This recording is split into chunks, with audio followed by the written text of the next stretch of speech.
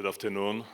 When I saw on the agenda of this meeting that I'm going to address you guys right after Hemi, I thought I'm going to have a very easy life. I just will come on this stage and will say I agree with everything that Hemi has just said, and I can get off the stage.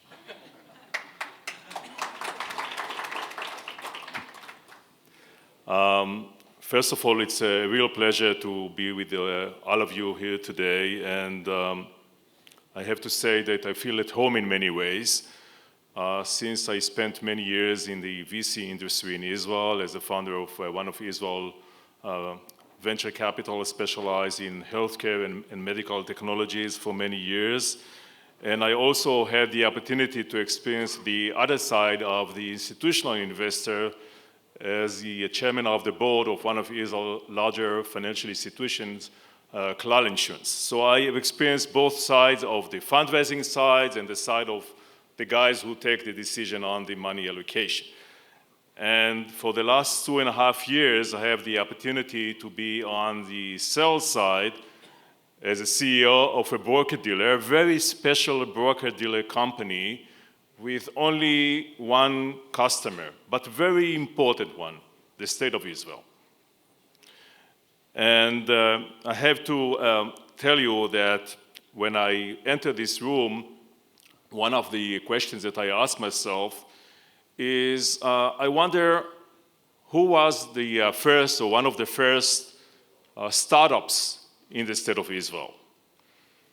And probably we can get a variety of answers for that question, who is the first startup that was formed in the State of Israel.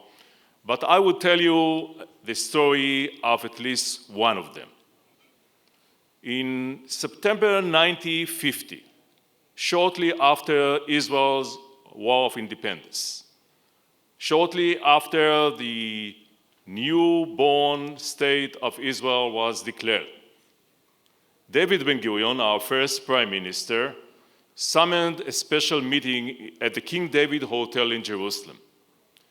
At that meeting participated a few of the leading Jewish leaders of the Jewish community from the United States of America, including, by the way, one of the guys over there was Henry Morgenthau. He was a secretary of the Treasury under FDR. And David Ben-Gurion came forward with an idea. Let's issue special bonds to raise money for the State of Israel. So think about that. A newborn country, very fragile economy. I'm not sure if any of the rating agencies covered Israel at that time, but if they did, probably S&P would have given Israel, I don't know, CC. Very risky investment. And yet, they moved ahead with the idea. And exactly 73 years ago, David Ben-Gurion came over here in May of 1951 to New York City. They had Israel Bonds' first gathering at Madison Square Garden. And their idea was to raise $52 million. Sorry, $25 million. They raised at the end of the day $52 million. And since that day of $52 million that they raised in 1951, Israel Bonds raised $52 billion for the State of Israel. And we left a very strong impact on almost every segment of the Israeli economy during the years, including, of course, on Israel as a startup nation. And I guess that all of us can agree that the human capital, the innovative state of mind of the Israelis has been playing an important part of Israel becoming a startup nation. At the same time, it couldn't have been achieved without Israel's ecosystem that Hemi spoke about it. And we are very proud at Israel Bonds of playing a role in providing the State of Israel the funds, the financial it needed during the years in order to build this ecosystem. And for you, the American investors here in this room, you have an opportunity, of course, to become stakeholders in one of Israel's great innovative companies, but also at the same time, you can be partner, you can be an investor in the country itself And by that, you can pave the ground for Israel to continue to thrive as a startup nation. For all of us, lives have changed on October 7th. Of course, not like the terrible news for the families like the Shai family and the Chen family. Where is Robbie? I saw him earlier. Hi, Robbie. They lost Yaron and Itai. But for all of us, life has changed. And I can tell you that on that same day, shortly after we witnessed the terrible atrocities committed by Hamas on that day, I took a decision to initiate a special campaign of support for Israel. And we have here with us Stuart Garwitz, our National Director for CEL, when we started that campaign on October 7th, on that day itself. In 30 days, we raised $1 billion. This is regularly our annual goal, $1 billion. In 30 days.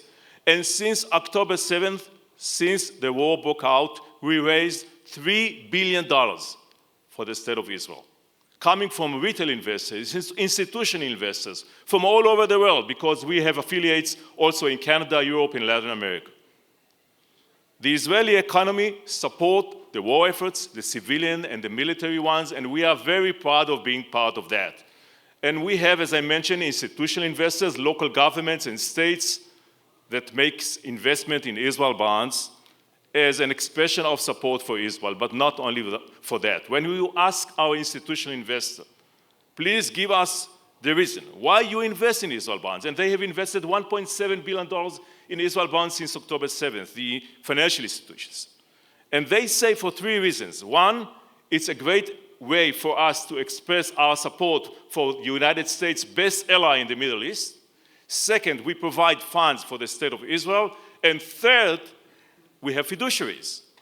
So we have great, strong, steady return for our fiduciaries. And especially these days, while we see what's going on around us, the BDS campaign, the anti-Israeli campaign, the anti-Semite campaign, one of the best ways to address that is by making a clear message of support for the State of Israel.